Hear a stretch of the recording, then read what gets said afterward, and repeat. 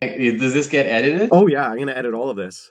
Oh, okay. I was like, oh, is this just one take? Não, não, Pressure. não. Como estão as tuas alergias? Hoje estão bem. Ontem estava a morrer, mas hoje não tenho problemas.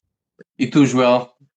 Por acaso hoje estou péssimo e eu não sei se é por causa dos pólenes, Colin? ou se é por causa das obras que estão a acontecer lá em casa. Porque Ah, ok.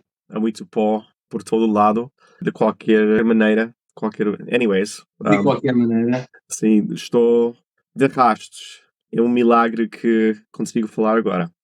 Tens alergias a quê? A natureza? Gatos, pólen, e acho que é isso. Já Mas fizeste, nunca consegui perceber bem, porque eu estou alérgico o ano inteiro, tenho alergias o ano todo, não sei do quê. mesmo no inverno? Mesmo no inverno, sim. Olha, eu conheço um bom, como se diz, alergologista. Não sei. Tenho que experimentar um dia destes, fazer os testes. E tu tomas algum comprimido para as alergias?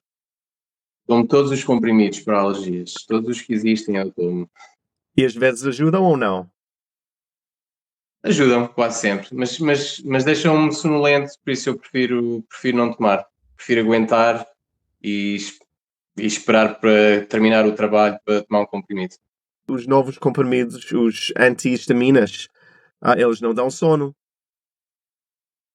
A mim normalmente dão. Não sei de quais é que estás a falar, mas Ah, os que eu costumo tomar às vezes dão-me sono, sim. tens que ir ao médico para conseguires uma receita para os melhores comprimidos. Bem, vou ver se trato disso.